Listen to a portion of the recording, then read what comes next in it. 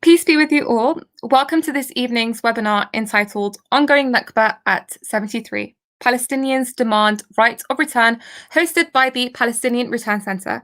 I'm your host, Batul Sibaiti, and today's event is an online panel discussion commemorating the ongoing Nakba 73 years on.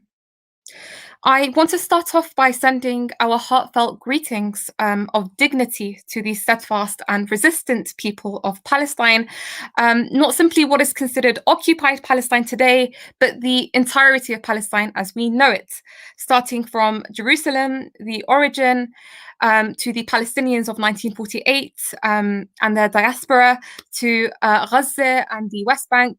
It is your steadfast resistance that will bring about justice, not only for the Palestinian struggle, but it will bring it about for the entirety of humanity, because your steadfast resistance will bring about humanity's right to not exceed the boundaries of human rights. Because the biggest shame throughout humanity to have occurred was the catastrophe in Palestine. And it was and is the mother of all crimes. It was the original shame in the meeting of the interests between the Zionists and the imperialists. You know, the superpowers of the world conspired and turned their backs on Palestine as the brutal settler colonial state of Israel was erected on the ruins of the ethnically cleansed Palestinian towns and villages, with over 50% of them completely razed to the ground. It is a crime above which there is no other, that saw the displacement and uprooting of over 800,000 Palestinians from their lands who became refugees during the Nakba. You know, that's not including during 1967 when you had 1/3 who also became refugees. And this illustrates what? It illustrates the unique nature of this oppression that is ongoing. The Nakba continues from what we have all been witnessing, I'm sure, in Sheikh Jarrah, to Israel's refusal totally to recognize the 7.2 million Palestinian refugees legally enshrined right to return. So all forms of racial, ethnic, and religious discrimination are practiced against the Palestinians today, who are denied the simplest rights, even for those Palestinians who hold the nationality of the wrong state, that is Israel. So only a serious and large-scale momentum can erase this biggest shame that has occurred. In the case there is no right to return, this shame in the conscience of the world will remain. In the case there is no right to return, human values will be reduced to nothing. They will be stripped of their weight. And that is because the temporary and narrow interests of the world powers to create a state at the detriment of another people has occurred at the expense of principles and values. Now, I want to speak to you all about the My Return campaign. It is a popular voluntary initiative launched by the London-based Palestinian Return Centre in cooperation with national and international pro-Palestinian partners. The campaign was first launched in Jordan in cooperation with the Palestine Committee in Jordanian Parliament and culminates in a petition that calls for and reaffirms the Palestinian right of return. The campaign seeks to turn such an inalienable right into an international cause, so it can garner the largest possible amounts of signatures on a petition that is confirming the Palestinian refugees' devotion to their right of return. The petition clearly states that it rejects the US's deal of the century and any other initiative undermining the Palestinians' internationally guaranteed rights. You know, Israel and the US have never ceased to undermine such an inalienable Palestinian right by denying the refugee status of displaced Palestinians inside and outside occupied Palestine. The former US President Donald Trump's recognition of occupied Jerusalem as Israel's capital, the campaign waged by Israel and the US against UNRWA, the US suspension of its funding to Palestinian refugees, and the increase in calls to resettle the refugees in destinations other than Palestine are tactics which, though seemingly divergent, aim for the same goal, and that is undermining the right of return. The right of return will never be negotiated away, nor will it be used as a bargaining chip. So this campaign is based on individual signatures on My Return petition through its official website, www.myreturn.net. The petition has already garnered over 680,000 signatures, so please do sign it. Before introducing our speakers, if you do have any questions you would like our speakers to answer, then please do leave them in the comment section and the speakers will answer them in the Q&A. So now to introduce our first speaker. I'm so honored to introduce you, Professor Richard Falk. Just some background information on him. He is a leading international law professor. He's a prominent activist. He's a prolific author and a pioneer thinker dedicated to peace and justice. During the 40 years at Princeton University, Falk was active in seeking an end to the Vietnam War, a better understanding of Iran, a just solution for Palestine, Israel, and improved democracy elsewhere. He also served as UN Special Rapporteur for Occupied Palestine. Since 2009, he has been nominated annually for the Nobel Peace Prize. It's my absolute honor to introduce you, Professor Richard. Over to you. Thank you so much. It's a great honor to be with all of you tonight. This is a very solemn moment for the Palestinian people. Never, I think, has the Nakba been observed at a time which exposes the underlying criminality that the Palestinians have been subjected to for more than a century. And fundamental to that criminality is a basic connection between the expulsion of Palestinians, the ethnic cleansing of Palestinians that occurred in 1948 and repeated in 1967 and manipulated in various ways since then through residency denials and inflicting various forms of insecurity as far as belonging in Palestine that has existed through this period of 73 years. I think it's very important to understand that the ethnic cleansing that was involved in the Nakba as an event in 48 was a crucial part of the Zionist project, because not only did that project seek to establish a Jewish homeland in a non-Jewish society through the backing of a colonial entitlement at a time when colonialism was collapsing all over the world, but it combined in a particularly cruel and treacherous way the expulsion of Palestinians with a denial of their right of return. A denial that was dramatized by granting Jews all over the world, whatever their connection with Palestine or Israel was, an unlimited and unrestricted right of return.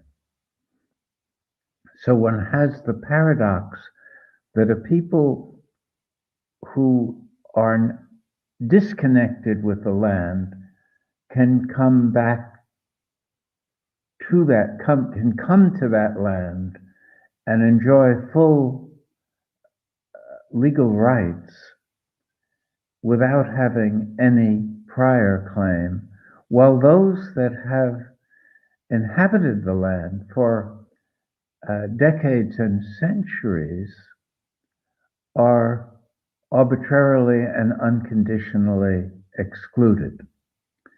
And this, of course, is tied to the underlying project, not only did the Zionist project want to establish a homeland, which was the pledge of the colonialist Balfour Declaration, but they immediately expanded that pledge in their own planning to become a commitment to establish a Jewish state. And what that meant, in effect, was an apartheid state was established that administered this kind of ethnic subjugation of the people that resided in the land, and in excluding those that had their roots in Palestine from returning. This violated the most elementary rights of international law, international morality, and it was against the flow of history, which was at that time of the collapse of European colonialism.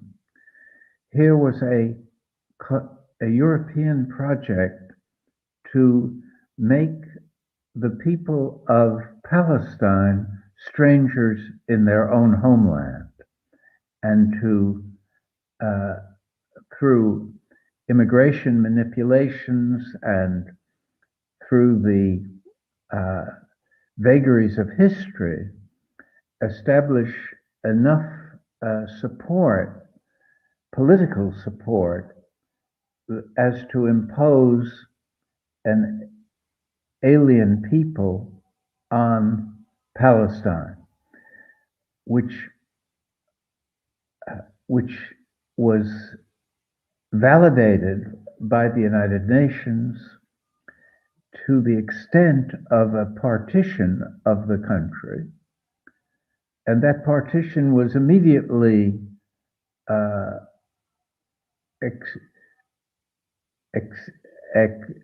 exploited in a way that allowed for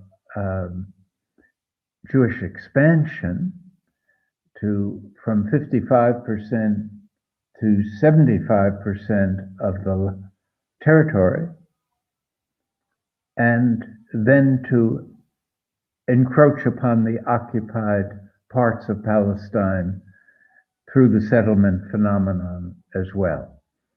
So one has a sequence of events in which the people that were entitled by law and morality and historical conditions to enjoy the fruits of self-determination and the control of their own destiny were not only subjugated, but they were dispersed and fragmented through various procedural and coercive measures, and denied the right of return in violation also of General Assembly Resolution 194, which reaffirmed the right of all Palestinian refugees to return. So Israel has defied effectively, and with geopolitical backing, especially by the United States and the European Union, this elementary right of all people to come back to their own homeland. And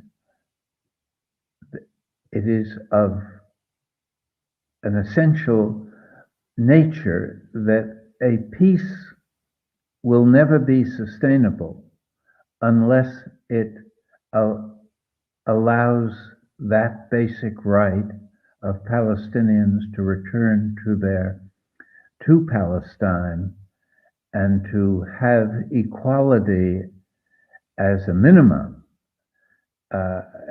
to enjoy the right of self-determination within Palestine, until those rights are vindicated and validated, there will be no peace, no justice, and continuous eruptions of violence.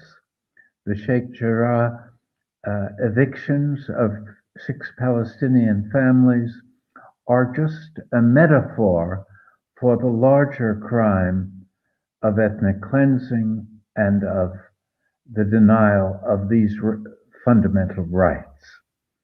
So I think it's very important not only to honor and recognize the legitimacy of Palestinian resistance and demands for their right of return. The Gaza movement of 2018-19 was a great march of return that gave visibility to this core demand. But also global solidarity must recognize that the underlying crime of the whole Zionist project was directed not only at taking land, but at the rights of the people. It is the apartheid extends to the refugee camps. Israel practiced a politics of fragmentation and deliberately dispersed Palestinians so they could claim to be a democratic state.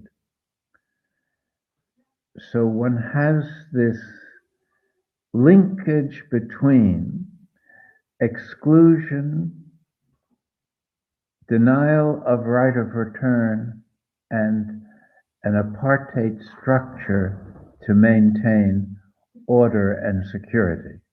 This must be challenged by people of goodwill throughout the world. It is long past time that civil society give the highest priority to isolating and using every means possible to bring deferred justice to the Palestinian people, and to activate the United Nations as it was against South African apartheid to make clear that until Israeli apartheid is totally dismantled, including the denial of the right of return, there will be no peace and no justice. Thank you very much. Thank you very much, Professor Richard. Very, very profound points that were made, particularly with respect to the nature of Zionist settler colonialism, its expansionist nature, and you touched upon the idea of how the wrong state, which is Israel, made it clear right from the start that they wouldn't tolerate being limited by borders that were given to them, in the UN proposal, such that in front of any siege or war, they weren't to be threatened or overtaken. So when we look at the aggressiveness that the wrong state displays in expanding, that is actually essential for the wrong state to survive in changing its land from a military base, which is actually what the West wanted. The imperialist powers wanted a military base, a military extension, to change that into a real country which was capable of surviving, which is what the Zionists had in mind. And that came at the expense of the people themselves, the Palestinian people themselves. So thank you very much for that, Professor Richard. Very profound. And before I move on to the next speaker, Randa Senora, we're going to play a short video, touching upon what's happening on the ground in Sheikh Jarrah, and then I shall introduce her.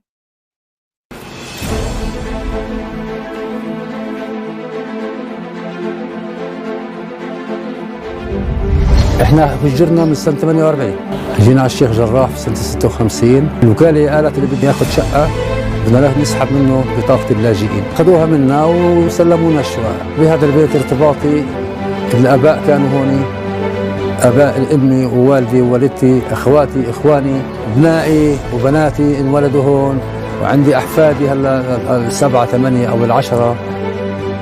بيت جدي هو مش بس مجرد بيت، يعني إحنا خلقنا هون وتربينا هون.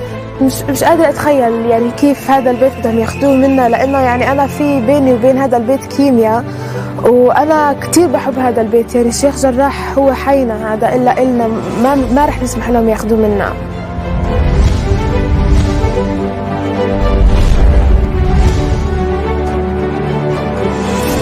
البني آدم بعيش بوطنه دائما.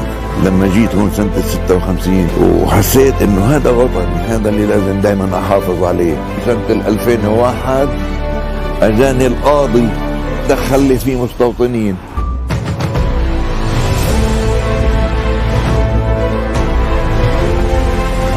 لو طلعنا من هون مش انا لحالي، انا في معي كمان 6 عائلات، انا و6 عائلات، وكل عائلة منهم اكثر من عائلة، يعني في شيء 3 وشيء 5 وشيء 2 وشيء 4.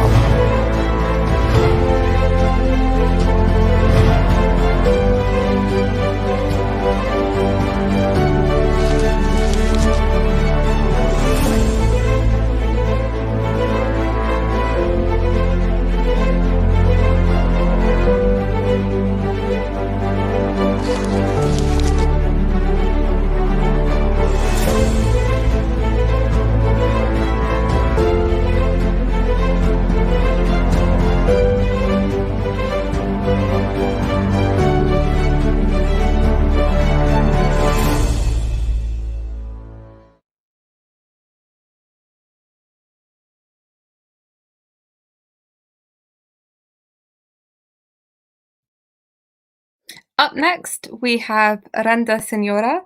Randa is the General Director of the Women's Centre for Legal Aid and Counselling. She is a human rights and women's rights activist with professional experience in the field of international human rights and humanitarian law for over 35 years. Previously, she was the Senior Executive Director of the Palestinian Independent Commission for Human Rights from 2007 to 2015, and the General Director of Al-Haq, Law in the Service of Man, from 2001 to 2005. Previously, she also headed the networking and advocacy at the WCLAC and worked as a legal research and coordinator of the Women's Rights Program at Al-Haq. Randa Senora was the first Palestinian woman to ever brief the UN Security Council on Women's Peace and Security in 2018. In 2019, she was selected amongst the 100 most influential people in gender policy around the world, one of the largest and most prominent global lists that was drawn from over 9,000 nominations to recognize and celebrate the hard work being done on gender policy by many around the world. Randa has an LLM in International Human Rights Law from the University of Essex, UK, and an MA degree in Sociology Anthropology from the American University in Cairo. It's my absolute honor to welcome you, Randa. Thank you very much, Batul, for the introduction and for having me. And I would like to thank the Palestinian Return Center for inviting me this evening to speak on the ongoing Nakba, which is really a very good title for real sufferings of the Palestinian people over the past 73 years. Palestinians have been living under an apartheid regime, a Zionist scheme that really wants to have the land of others and try to control the life of the people through settler colonialism, apartheid regime, and discrimination, which we all Palestinians are living under. As a Palestinian woman, I lived most of my life under the Israeli military occupation, and I was hoping that the future will be a better future for us all in the OPT, where we can live in our own land and have our right to freedom and the right of return to all the Palestinians who have been displaced. We're talking about over 8 million refugees all around the world, but also around 790,000 Palestinians who are internally displaced by the Israelis. What we are witnessing now in Sheikh Jarrah in Jerusalem, with the attack on the worshippers also on Al-Aqsa last Monday, and the attempt to ethnically cleanse or expel the Palestinians of the Sheikh Jarrah families from their own homes is only an ongoing Israeli policy that we have witnessed over the years of Israeli military occupation. It is not really very strange now. While we are seeing the bombardment of Gaza, we remember also the previous military attacks on the Gaza Strip in 2008 and 2012 and 2014. And this one is only an ongoing attempt to kill civilians who should be protected under international humanitarian law. Israel has a legal obligation, and the international community is not doing much on what's happening. Today, we woke up in the morning to hear about a strike in Gaza, which has led to the killing of 6 children from one family, who have been reported to have been killed with their mother. Only a child of 5 months has been able to be secured from this bombardment, cruel bombardment, and the Israeli military machinery over civilian population.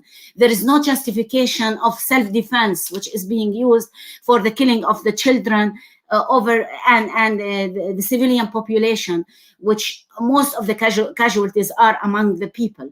Today, we also saw them bombarding or flattening down a whole media agency building with all international media and local media based in it, in order to silence the media from reporting on the crimes that are being committed by Israeli occupation. The example you've seen in the film, which we've shown before I speak, is only one example of how Israel, at the expense of the people's right to their own homes, is trying to expel the people from their own homes, to conduct ethnic cleansing against the Palestinian people in Silwan, in Sheikh Jarrah, but in many other neighborhoods of Jerusalem, and to allow the expansion of settlements and settler schemes in Sheikh Jarrah specifically. The expulsion of the people of Sheikh Jarrah will result in the building of settler units in that place for the benefit of the settlers who are illegally, whether they are legally or illegally. The Israeli courts really give legality to illegal practices. It gives legitimacy to illegal and immoral practices against the Palestinian civilian population in Jerusalem, in Hebron, in other parts of the occupied territory. All of these are only pictures of Israel's ongoing excessive force and the killing and murdering of the Palestinians in cold blood. What we've seen during last year, COVID-19 attacks on the Palestinians in more than in a way or another has been really an ongoing business by the Israelis. While the people were resorting back to their homes during COVID-19, we've seen them conducting house demolitions and forcing the people to leave their homes, the only revenue or the only place where they can resort during the spread of the virus. And it was ongoing all through all their policies, restrictions of movement, prevention of the people to move freely within the OPT, on top of the pandemic, which was affecting everybody. The sufferings of everybody, but especially women and girls under Israeli military occupation, is multi-layered, and the oppression has been further felt by the people during the COVID-19. There has been numerous factors that have exacerbated the sufferings of Palestinian women under the Israeli occupation. The bombardment of Gaza now really entails more burdens and responsibilities on Palestinian women, who have to manage their families with being now expelled from their homes and becoming again refugees and resorting to other places for refuge. Now the UNRWA schools are being opened for the families to resort there. There are nothing in these places. The Palestinian people are witnessing more than one time where they are being expelled from their own homes. From 1948 onwards, Many people have witnessed a number of more than one time that they left their homes. I do recall my own family in West Jerusalem. They were living in an area known as Qatamon, where they have been expelled from their own homes in 1948. Also, we have witnessed displacement in 1967. Even when we were lucky people to return from Jordan after the 1967 war, we have seen that every time we are being threatened of losing our right to reside in our own homeland at the expense of the expansion of the Zionist scheme of trying to bring in foreigners to Palestine. The Israeli authority always, under the pretext of the Israeli nationality law, is the most discriminatory occupation you can ever think of.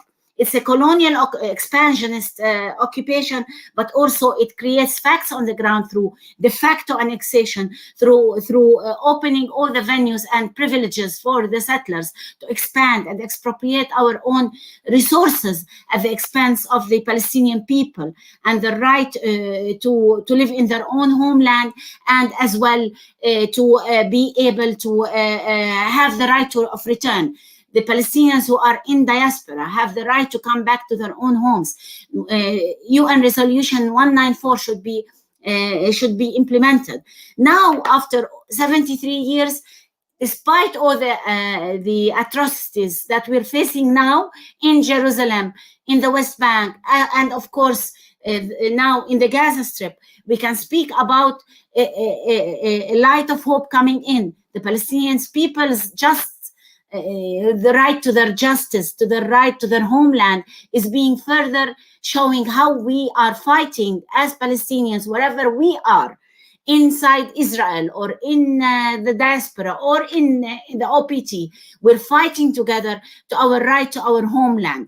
We have to come back to our home, and in commemoration of the 73rd anniversary of the Nakba, despite the war crimes being committed, we see a light of hope of the court of the pre-court chamber of the International Criminal Court to open investigation as a hope for bringing justice through accountability, through making Israel criminals, generals who have committed crimes against the Palestinians to be brought to justice. We want to stop the culture of impunity in the OPT that Israel has committed in the OPT. We want the people to live in peace and to achieve justice. Only if the culture of impunity has been broken and accountability is brought and Israel is made to pay for the price of its occupation and settler colonialism, we can live in peace. What Muna Al-Kurd from the Sheikh Jarrah neighborhood have said, I opened my eyes to the clashes of the neighborhood people with the settlers and the Israeli soldiers attacking us since I was a child. I lived a very difficult childhood. As I lived with my family in my grandmother's home, Camel's home, the house was built for us, and we moved from our own home, and we had to suffer she says, along other 28 other houses in the land of Karam, Al-Ja'ouni, and other families from the Sheikh Jarrah neighborhood. We have witnessed Israel taking over the land, taking our homes, and building settlements or expanding under many pretexts. Sometimes they use the law and the courts work for them. But the result is that ultimately we're seeing the Palestinians inside Israel protesting the discriminatory policies of the Israeli government that is built on a state that tries to be only for its own Jewish people, and that's a very discriminatory, racist policy that should come to an end. I think I see a little bit of hope that all the Palestinians, wherever they are fighting against this colonial occupation. What is missing and what should be further called on is the international community's legal and moral obligations towards the Palestinian people and the right for a just and durable solution to the Israeli-Palestinian conflict, and ending the root causes of our problem, which is colonial occupation. Thank you very much.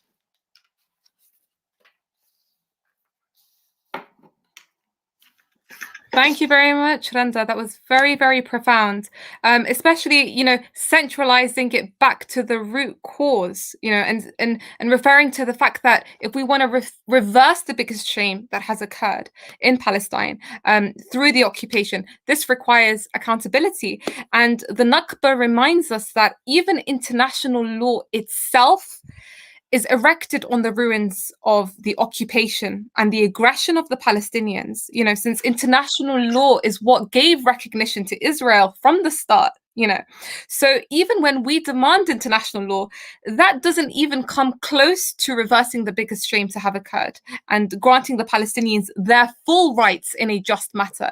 When we talk about international law, granting Palestinians, for example, the right to return or to remove the occupation of the 22% of that land, which is the West Bank, Gaza, East Jerusalem, that's almost the equivalent of demanding crumbs from one's stolen bread to be returned for them, and even this isn't being applied, so stressing on the importance of accountability, the importance of guaranteeing these bare minimum rights. And we need to see this materializing. We need to apply that pressure. So thank you very much, Randa. That was very profound. So our third speaker is going to be Saleh Hijazi.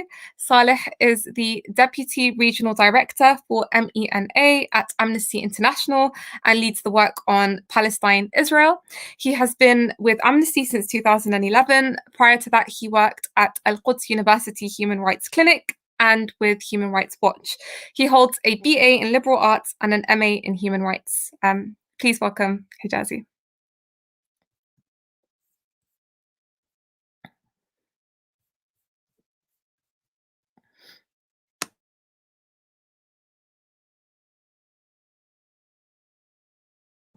Okay, I'm told that Saleh isn't with us here. So on that note, I'll just move on to the next speaker that we have, who is Sosan from DCI Palestine. Sosan is the UK Advocacy Officer for Defence for Children International Palestine. Sosan, it's an absolute honour and pleasure to have you, and welcome on. Thank you so much, Batul, and apologies, my camera isn't working today, so I'm afraid I'm a disembodied voice for now. So thank you very much, everyone, for being here. My name is Sosan, and I'm the UK Advocacy Officer for DCI Palestine. We're a local Palestinian organisation and the only one that works specifically to protect the rights of Palestinian children. Our work is divided into the child protection and accountability programmes, and we're most known for our global campaign to end the military detention of Palestinian children, which is called No Way to Treat a Child. So PRC very kindly invited us today to talk specifically about our documentation as it relates to the ongoing Nakba. Since the Nakba, Israel has created an environment in which nowhere is safe for Palestinian children. We regularly gather affidavits, which are legally sworn testimonies from Palestinian children and their families and witnesses to incidents involving children. These range from fatalities and injuries caused by settler and soldier violence, home demolitions, military offensives, and we collect affidavits from children who are detained in the Israeli military detention system and those whose lives are impacted by the closure of Gaza. I've been working for DCI intermittently for about 9 years, and in the hundreds of testimonies I've read, the same phrases emerge over and over. Palestinian parents whose homes have been demolished will say there is nowhere to go, and children who have lived through Israel's military offensives on Gaza will say there was nowhere safe to hide. And children in the West Bank will explain that it's not even that not even their walk to school is safe from violence and risk of arbitrary arrest. Even schools themselves are not safe. The widely shared footage of the children of Hebron Primary School for Boys, for example, among others, fleeing and collapsing after Israeli soldiers launched tear gas into their playground is such an example. Israeli forces even detained 2 brothers aged 8 and 10 in February while they played on their bikes outside their home in Hizma, a town just northeast of Jerusalem. Moreover, like all Palestinians, Palestinian children have been historically denied recognition as civilians and are the only children in the world who are automatically and systematically prosecuted within a military detention system, Israel's military detention system. Israel prosecutes between 500 than 700 Palestinian children in military courts each year. And we estimate that since 2000, Israeli military authorities have detained, interrogated, prosecuted, and imprisoned around 13,000 Palestinian children. Violence within the system is widespread and systematic, with 3/4 of children consistently reporting that they were physically assaulted, among other forms of ill treatment, including solitary confinement and many others. Separated from their parents, often unlawfully transferred into Israel, and denied access to a lawyer, Palestinian children are entirely unprotected once they're detained in this system. We can't also mark this week of terrible anniversaries without mentioning the Nakba Day killings of teenagers Nadim Nawara, who was 17, and Mohammed Dahir, who was 16, on May 15, 2014. Both boys were shot dead at the same spot, an hour apart, at relatively long range, as they walked and posed no threat to anyone. It was a painful reminder when on Wednesday this week, Israeli forces shot and killed 16-year-old Rashid Abu Ara with live ammunition in the village of Aqaba, located just northwest of Tabas in the occupied West Bank.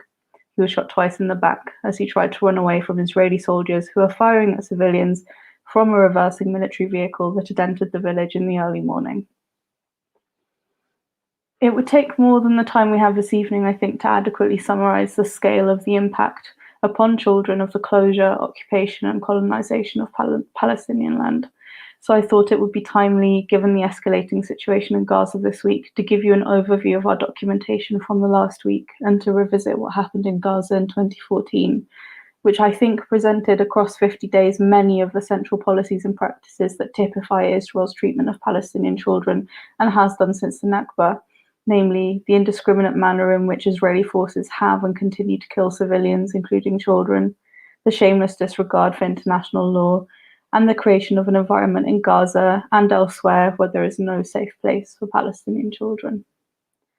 Today, we confirmed that a total of 40 children have been killed in Gaza this week, officially making these hostilities deadlier for Palestinian children than Operation Pillar of Cloud in 2012. We publish daily updates of child fatalities and injuries on our website if you'd like to see these. You may know that during Operation Protective Edge, or OPE, which lasted 50 days in the summer of 2014, Israeli forces killed at least 2,220 Palestinians in Gaza, of whom the majority were civilians, according to the UN. Nowhere in the Gaza Strip was safe during OPE, as Israeli forces indiscriminately targeted densely populated residential areas, as it is doing now. We found overwhelming and repeated evidence that Israeli forces committed grave violations of international humanitarian law, some of which amounted to war crimes, including attacks on places in which civilians were known to be sheltering, like their homes and schools, and the direct targeting of children by Israeli drone-fired missiles. Since this Thursday, around 10,000 Palestinians have fled their homes due to the ongoing hostilities and are sheltering in schools, mosques, and other places. But we know from the actions of Israeli forces during OPE that even these places are not safe. Israeli forces killed children at a rate of 1 child every hour during the height of the violence. We independently verified the deaths of 547 Palestinian children among the killed in Gaza, 535 of them as a direct result of Israeli attacks. Almost 68% of children killed by Israeli forces were 12 or younger. At the time of the operation, during which Israeli forces killed 164 of these children with drone strikes, Israel was the world's largest exporter of aerial drones. Our evidence shows that on numerous occasions, Israeli forces unlawfully targeted individual civilians and civilian structures, resulting in the killing of children. And in one such case, 40-year-old Rawia Judah and 4 of her 5 children were killed by an Israeli drone-fired missile on the afternoon of August 24th, as they played together in their family's garden in a neighborhood in Jabalia refugee camp. Their children were aged between 6 and 14. Carrying out an attack that is not directed at a specific military objective constitutes an indiscriminate attack and amounts to a war crime. Civilians, including children, must never be targets, and civilian structures and infrastructure are presumed not to be legitimate targets. But despite this, Israeli forces fired more than 36,000 artillery shells into densely populated residential areas in the Gaza Strip during OPE, the effects of which cannot be limited as required by international law. The firing of artillery shells in close proximity to civilians or civilian structures also constitutes an indiscriminate attack.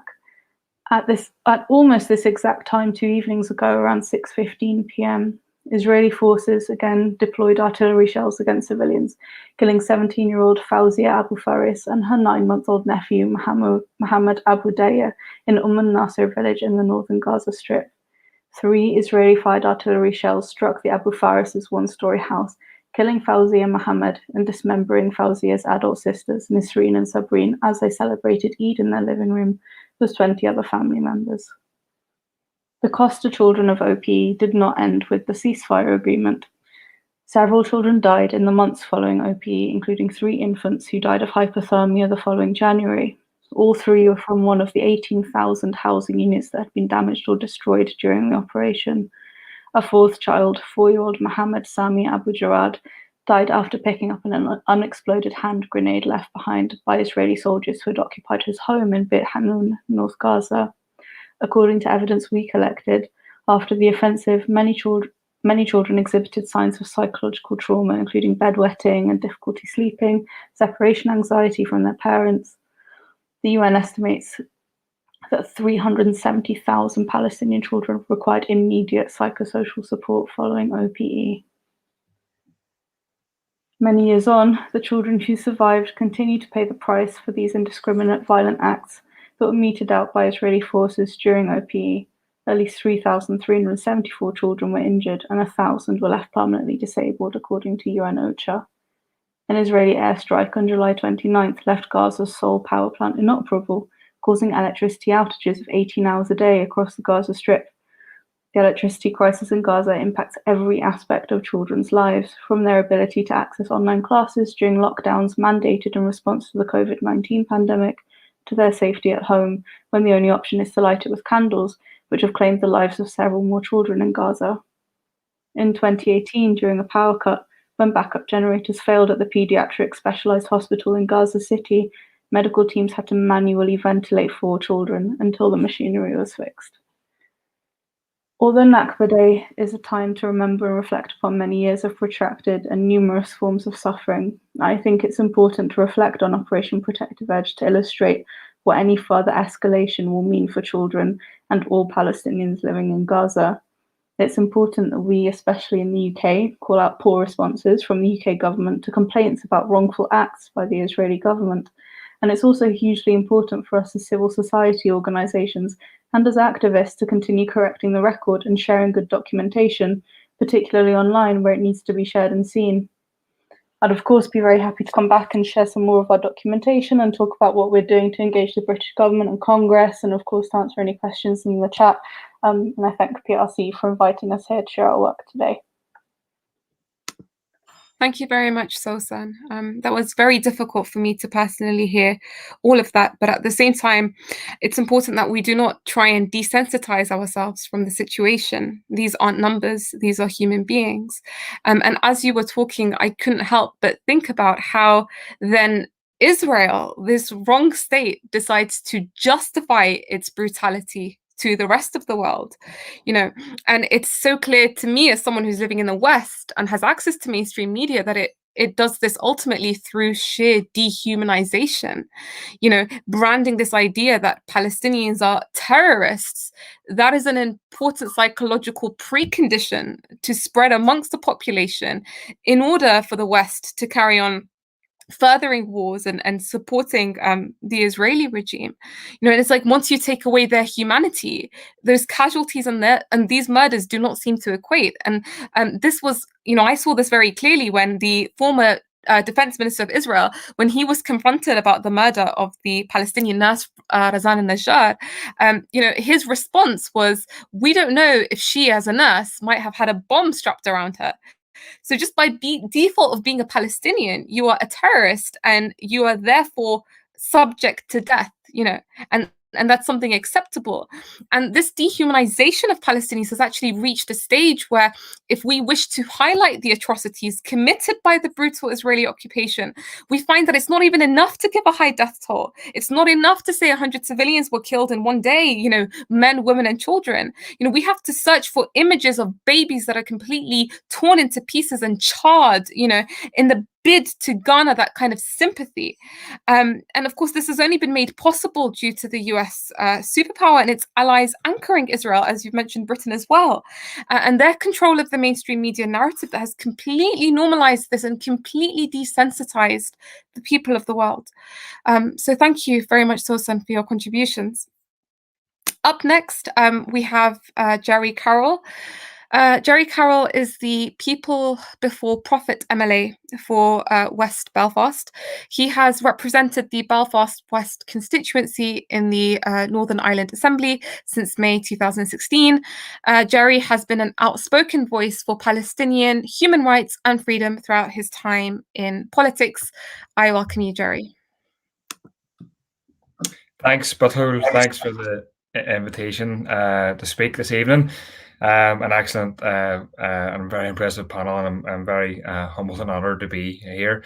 I want to start off by extending my solidarity and that of all of us and People Before Profit to people in Palestine today, obviously on the Nakba anniversary and every single day. I want to also extend my solidarity to the millions of refugees from 1948 and onwards displaced by a colonial settler state that sees Palestinian lives as expendable and their homes as up for grabs. And there obviously has been some questions about whether this is the start of another intifada or not, and others, including people here, are more qualified than I to answer that question. But if it is, there's a ton of solidarity for another uprising against the brutality of what is currently ongoing and has been for over 100 years. And that solidarity exists obviously in Ireland, but also across the world. Today we've seen obviously demonstrations across the world in large numbers in London and other places calling for solidarity and freedom for the Palestinians.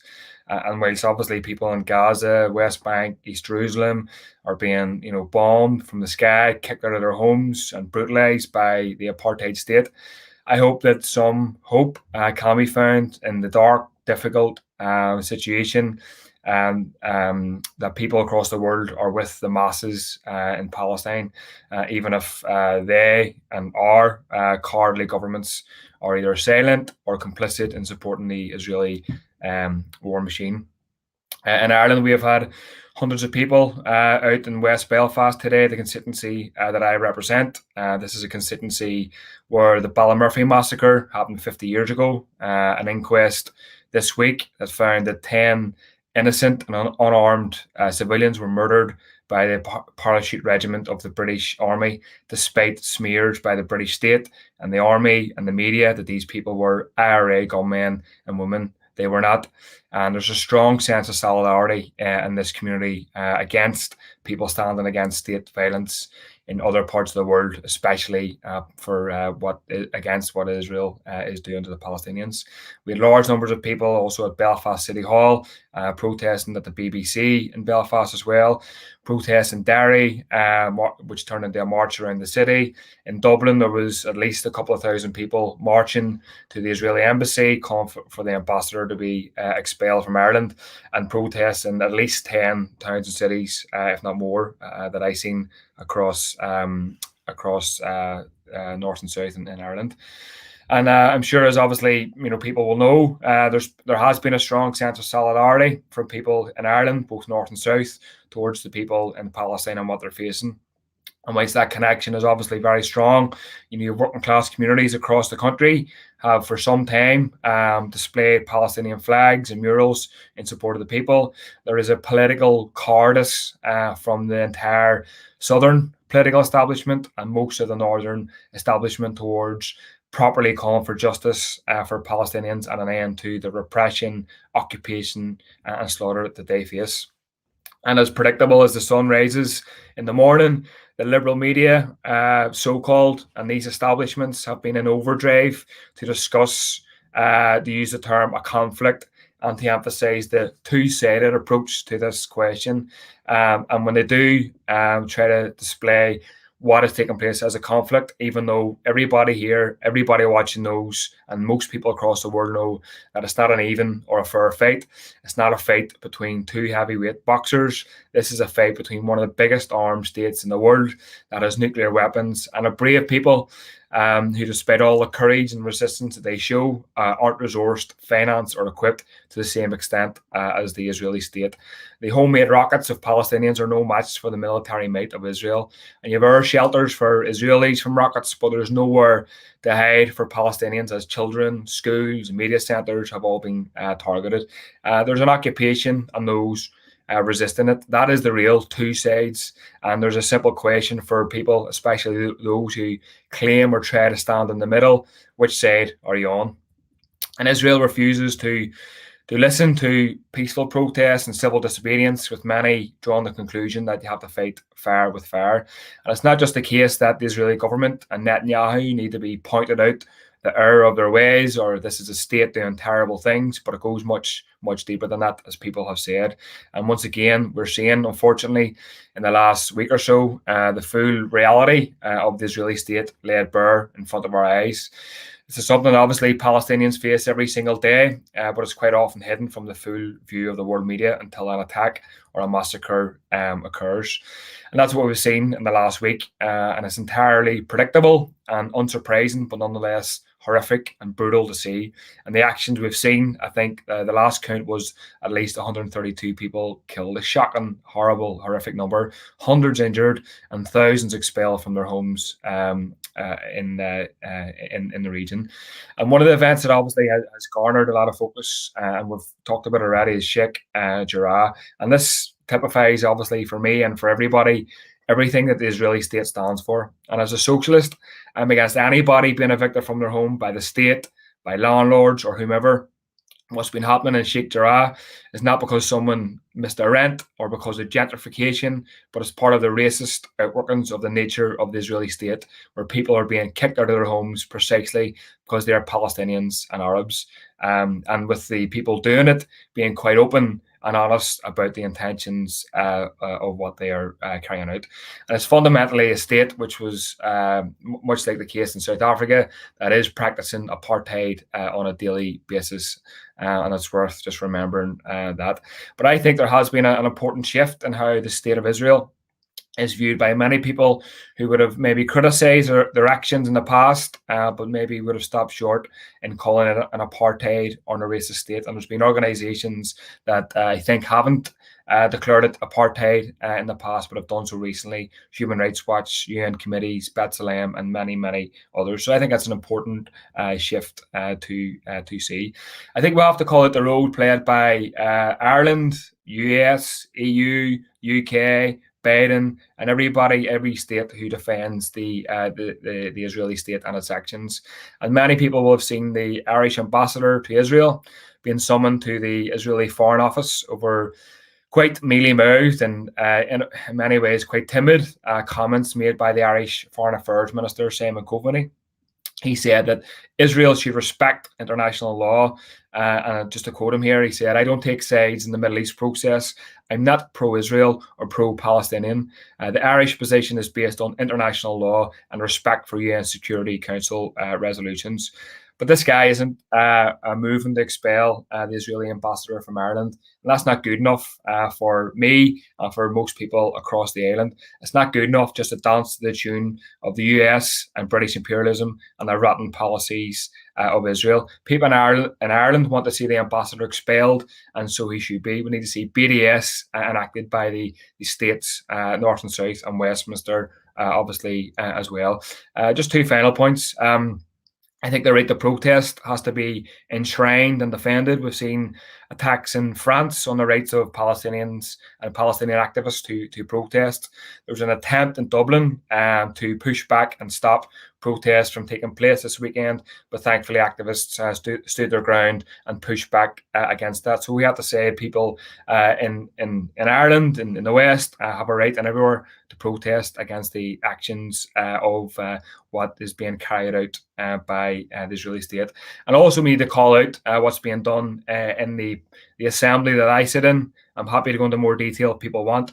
But the DUP, a party of rotten bigotry, attempted and pushed a motion through Stormont calling for an adoption of the IHRA definition around anti-Semitism. And that wasn't about standing up against anti-Semitism. It wasn't about standing up against racism, but it was an attempt by a party that sides with Israel to try and stop and stymie any form of Palestinian solidarity activism occurring in the north. So we need to stand against those actions as well, call out the hypocrisy of the parties pushing that, and we'll certainly do all we can to build solidarity with people in Palestine. So thanks very much for having me.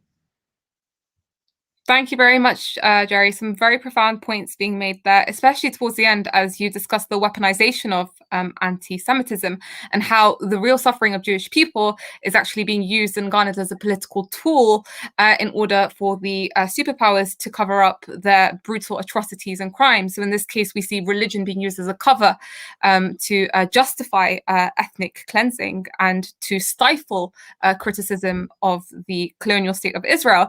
And thank you for also, recentering the narrative of what's happening.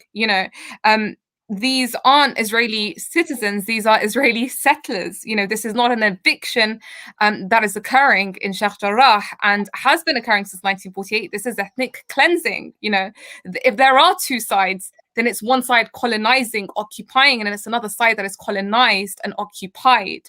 And this is, it's very important that we do that role of recentering the narrative, because mainstream media is so strong, and we see that also this notion of peace has been lethally used as well to undermine the Palestinian struggle for justice for so long now, and to act as a pacifier, to tell the Palestinians to basically just, shut up and accept the inhumane brutalization that they are subjected to.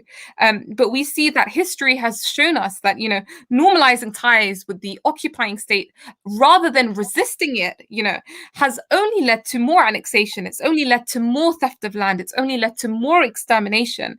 And this should be obvious, because the settler colonial state is predicated and is built upon the forced and violent removal of the indigenous inhabitants.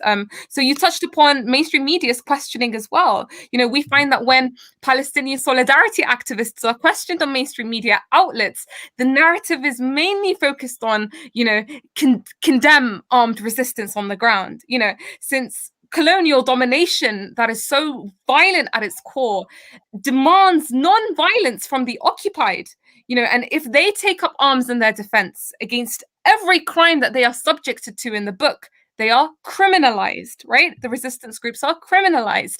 And this says a lot to us, and it also makes sense from a colonizer's perspective, because as we know, what was really a game changer in shifting the balance of powers was the efforts of the resistance group on the grounds. We see how Israel, for example, it unilaterally withdrew from Lebanon in 2000, from South Lebanon and its occupation, to never enter again after its defeat in 2006. We saw the same case was with Israel's unilateral withdrawal from Gaza in 2005. So we see that when you have full-on resistance, that is a direct threat to the expansionism of the settler colonial state. So thank you very much for the points that you've raised there, Jerry. So the next speaker that we have is Suha Jarar. Let me just check if she is on. Yes. Okay, so she is a senior legal research and advocacy officer with Al Haq Human Rights Organization. Her research and advocacy cover a wide range of human rights violations committed against Palestinians. She holds a Master's of Science degree in climate change, science and policy from the University of Sussex in the UK, and a double Bachelor of Arts degree in gender and environmental studies from Trent University in Canada. Suha, if I can welcome you.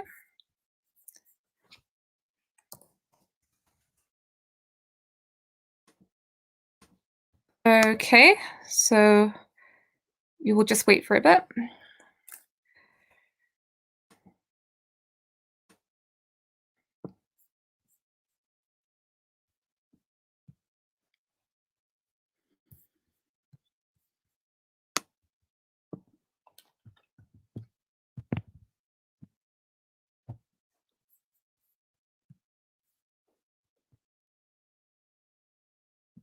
Okay, so in that case, it might be better to start with the Q&A now, and then after we're done with the Q&A, or the first round of the Q&A, then we can see if Suha is available, so we can bring her on.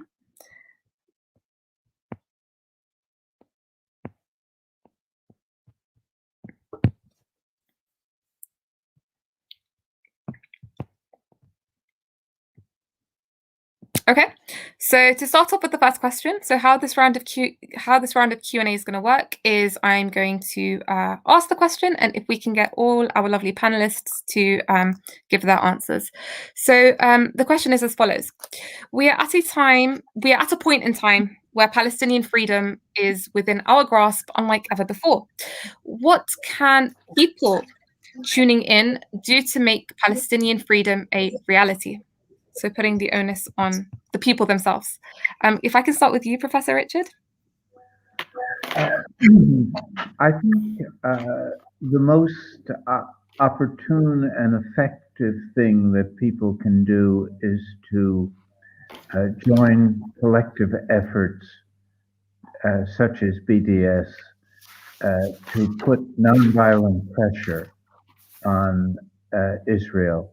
That was very effective in the South African context.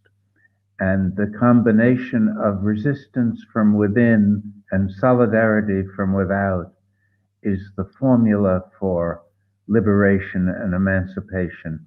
All the colonial wars were won by the weaker side militarily, because the political will of the abused nation was more persevering and, in the end, stronger than the weaponry that the intervening colonial powers brought to bear. And so I feel hopeful that the Palestinian struggle will lead to a victory. It's a victory that is cost much bloodshed and suffering, but it is the victory of peoples in this last century that have triumphed over colonial settler regimes everywhere. So there's it's just more difficult in the Palestinian case because Israel has geopolitical muscle behind it. And it's that geopolitical muscle that has enabled Israel to sustain its apartheid regime over these many decades. Thank you, Professor Richard. If we can move on to Randa.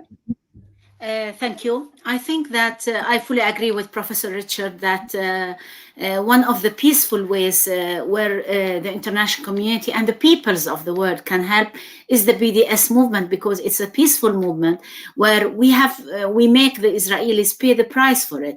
And as Palestinians, we always believe in the people more than we believe in the states or the governments who have political, economic interests, military interests as well in our region, and are not interested to end this conflict. On the contrary, they feed it with the military machinery and the support, military support they provide to Israel, especially from the United States and Germany and many other countries. So what we're seeing is the people could do something about that, and therefore they have to go back to their representative, the parliamentarians, to work closely within their own context to see how they can be influential. I think that political parties who win the elections always depend on their constituencies to win it again. And therefore, if we have the people on our side in each country and they try to look for, push their representatives for the just solution of a rightful cause of the Palestinian people, we can reach somewhere. If we only are going to depend on the political will of the nation states and the governments were not going to reach anywhere. There should be an international pressure by the people of different countries on their own governments in order to make it, first of all, the Israelis to pay the price. Secondly, to really, try to force them to find a just and durable solution through negotiations and ending this conflict, which has been a very prolonged conflict, and I think it should come to an end. The events now are giving us some hope because we see a lot of solidarity worldwide. And most importantly, as I mentioned, the International Court should do its job. International Criminal Court have started its investigation. It should not take ages. It should bring in all those who have committed crimes, war crimes and crimes against humanity to justice, or at least, if they were not able to bring them, at least to be threatened through universal jurisdiction and through forcing the countries that the legislation allow for it to take measures against all those who have committed individuals from the Israeli military generals, or even the politicians who have ordered the bombardment of Gaza and the killing of the innocent people and so on, to pay the price for all of that and be threatened wherever they travel, that they will be pursued by legal measures taken against them. This in and by itself will help. But generally, I think the people, with their solidarity, with finding different mechanisms, working within their own context, could really do much. I think within the apartheid regime in South Africa, it was only when it took some time and the regime did not come to an end, except when they paid the price through boycott and divestment and the sanctions. And this is where Israel is very much concerned, not to keep always under the pretext that we want to find a peaceful resolution and negotiations, and we have to sit on the table, to forget that even some of the European countries have a legal obligation under the EU to respect their own culture and their own laws, especially the association agreement with Israel and the neighborhood policy, which gives all the economic support to Israel, and maybe starting with boycotting the Israeli products, also pushing for the list of companies that are working in settlements, and to boycott at least the settlement products, not only to label them, but also to prevent the entry of these products into the markets worldwide. Thank you. Thank you very much. Jerry, do you have any thoughts? Yep, I'd say 4 things. I just noted them down here. The first one would be either join a Palestinian solidarity group or set up your own one if there isn't one in your area. The next thing would be to get it raised in your trade union branch if they don't have any motions in terms of solidarity for Palestine or BDS, raise it there, or raise the fact that you're organising a demonstration through your trade union branch. Organise a demonstration in your area if you can. And then just finally, I'd say don't buy into the lies that it's the situation is complicated, or that there's 2 sides and 2 sides are equal. It's quite straightforward. Obviously, it's oppressor and oppressed. It's an apartheid state that's armed to the teeth, subjugating people in Palestine to a horrendous state of affairs. So if you can do some of those things, I'm sure it will go a long way to helping people in Palestine. Thank you, Jerry. And Sosan, do you have any thoughts? Yeah, I would agree with everything that everyone has said, and I would only add that I think that for a lot of people, their journey, or the start of their journey in terms of any, Palestine solidarity activism or awareness, often begins with discovering a very powerful piece of documentation, whether that's a photo or a video or something like this, or a testimony. And so I think that what is really helpful, especially now that this is maybe on people's radar a little more than it usually is for people to be sharing good, reliable documentation from Palestinian civil society organizations, and then doing good advocacy themselves. So whether that's contextualizing the videos, the photos, or the testimonies that you're sharing, answering people's questions, you know, kind of relieving Palestinians and civil society organizations of that burden slightly by doing some good advocacy yourself. And I think find good documentation, share it. And I know that the families at the center of the evictions in East Jerusalem have been saying things like every tweet matters. And I think that in this context, it really does. It's not about simply being a kind of clicktivist or whatever people are kind of calling online activism, but it is actually very important that people know and see what is happening. If you want people to do something about it, I think they have to understand it first. So that's the only thing I would really add. Thank you very much, Sosan. So I have a question myself, which I wanted to ask, and we have, I think, around 10 minutes or so until the end. Of course, the UN has been issuing resolutions, you know, ever since 1948, ever since the occurrence of the Nakba. And what we've been seeing is that the wrong state, Israel, is simply raping and pillaging more and more land. And, you know, really nothing is being done about it. But you see that the moment the factor of resistance enters the equation, you know, it's a whole new ballgame. And that is because we see that the resistance on the ground is actually what has acted as a setback for Israel. That is really what has achieved liberation on the ground. And I think the primary example of that is the liberation of South Lebanon from the shackles of Israeli occupation and the unilateral withdrawal from Gaza in 2005. So the oppressed nations who are facing and subjugated and brutalized by this occupation, you know, should they consider it mandatory to confine themselves to Security Council resolutions? You know, and bearing in mind that when we talk about the UN and Security Council resolutions, it's not like this holy book. You know, morality isn't its yardstick, nor is it really seeking justice. And we know it is really the balance of forces on the ground that dictate the nature and the direction of the decisions that are ultimately taken from the top.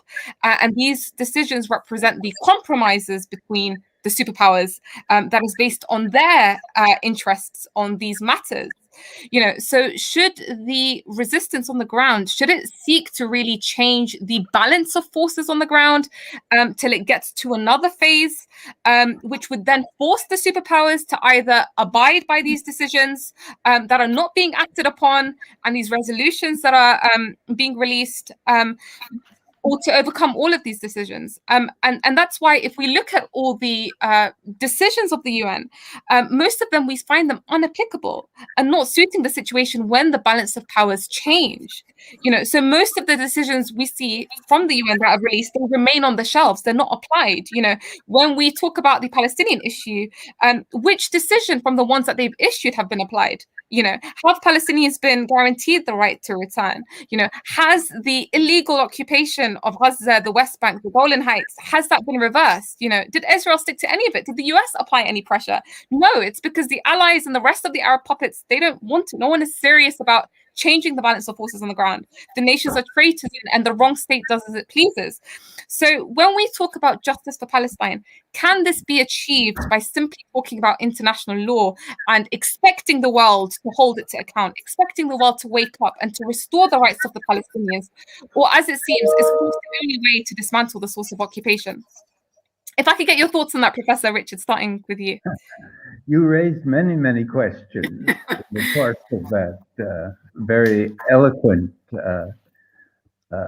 disquisition.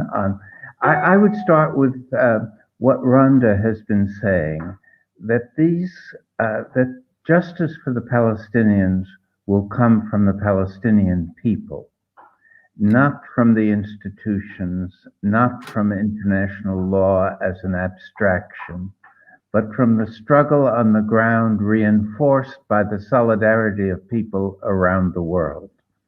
That is the decisive factor. The UN is very important in legitimating this struggle. The UN has a great importance symbolically, but it can't implement those decisions and resolutions because it is subjugated by the geopolitical forces. So it can make important contributions to the legitimacy of the Palestinian grievances and their struggle. And it can help mobilize civil society. But what it can't do, and what people shouldn't expect it to be able to do, is to implement those ideas and decisions and reinforcements of international law, because it can be paralyzed and blocked, as it has been, by the so-called P5, the permanent 5 members of the Security Council, and especially by the United States. And so it is a struggle from below that makes a difference, and the symbolic justification for that struggle comes from the international institutions, comes from experts on international law and international morality, but it is basically a combination of solidarity and resistance that will lead to a Palestinian triumph. Thank you very much, Professor Richard. Does anyone have anything else to add on to that? I would just like to say that we always look at UN resolutions as a tool. We engage with the whole human rights and humanitarian system that has been developed over the years, with not naively, because we know that the rules of the game with the establishment of the United Nations and with the power relations within the whole UN institutions is really a result of the Second World War, coming out of the atrocities of the war and setting the rules of the game in accordance with that. So we fully understand that scene as Palestinians, but we think that it's a very important tool to engage with, despite the fact that it's not the only one. We have to combine it, and the only combination is working with the people and the right of the Palestinians to resist such a prolonged military occupation. So this, combined with our struggles on the ground and the paying of the price of this occupation, not the provision of or the support of the military support, the economic support that is being provided. Unless the whole scene changes with the power relations worldwide, we're not going to be seeing a change. But what we will force the change ourselves in our struggle for our rights, for our right to return, for our right to our homeland, to our use of our resources. The Palestinians are now in this situation, now as I'm talking, everywhere struggling on the ground. This evening in Tel Aviv, when they were in the morning on the seashores swimming, when they have been bombarded by the rockets, which I do not approve of, but it's our right, legitimate right, to fight and resist back the occupation. Tonight, they are protesting in Tel Aviv now, the Israelis, to stop the war and the bombardment on Gaza, because they know very well. In the morning, I saw a video where one of the Israelis who have settled down, one of the Israelis who came from one of the countries of the world to Israel to exist in the Jewish state, was saying, why did I come here? I'm sure I have to leave with all my children because I don't belong to this place. While the Palestinians always feel that this is our home, this is our place where we have been born, we will fight for it, and only through our fight and resistance, and we don't have anything to lose. We lost everything. We will not achieve what we want to do. So that's how we think as Palestinians. And that because we believe that it's not only the resolutions and the rights-based approach, we want to see justice brought to the Palestinians, and it wouldn't come easily on a golden plate or a silver plate. It should be fought for and to build up on our struggles until we end this prolonged military occupation and colonial settlement and all the apartheid regime that has developed with the Zionist movement. Thank you. Thank you. Is there anything else you want to add, Jerry? Or... Yeah, thanks. I think it's obviously worth pointing out that I think the last time I certainly checked, I think Israel was in breach of more UN resolutions than I think every other country in the world combined. So that's useful, I think, to point out for activists. And obviously the resistance trained in international law, as somebody already stated. And also the fact, for the people, in the middle, so to speak, if there is such a thing as being in the middle, pointing out that, the language of, rockets and bombs seems to be the only thing that Israel is used to and responds to. I think it's worth just pointing that out. But also the possibility of the vast number of people being out uprising being something that Israel seems to be terrified of historically and today. And also for myself and for activists in Ireland to point out, Ireland has a seat on the UN Security Council for this year. Ireland prides itself as being a sort of a neutral state. But it's not really, because it allows US troops to go to the Shannon airport. It's always sided with, for the most part, the American imperialism, and on the question of Palestine and Israeli aggression has been quite pathetic historically and today. So I think we have a way to kind of use the UN against itself, if that's maybe the right phrase to say that. Whilst Ireland is in that position, then what is Simon Coveney, the Foreign Affairs Minister, and what is the the people in terms of the Irish state saying and doing and pushing and arguing with America around these questions, and arguing for America to kind of break with its support and financing of the Israeli state, as difficult and tough and deep-seated as it is. But at the very least, Ireland should be pushing that if it appears to be or wants to be neutral. And I think international law, isn't the only way, can't be the only way. It's worth pointing out some of the discrepancies, obviously, and the hypocrisies of Israel, how it breaches it more than any other nation. But from our part, and certainly part of the world that I'm in, I think the key thing is, mass movements of people, mass solidarity, mass boycott, and I think that's the best thing. And if that can feed into, the movement in Palestine, and that's, I think, the most important thing. Thank you so much, Jerry. I have so much respect for all you dear panelists and for all the amazing work that you're doing on the ground and beyond. Thank you so much for joining us, Professor Richard, Randa, Jerry, and Sosan. It's been an absolute pleasure to host you. Thank you so much once again from the Palestinian Return Center. Our Palestinian brothers and sisters, please do keep up the fight. We are all with you and we are supporting you in solidarity. Peace and thanks.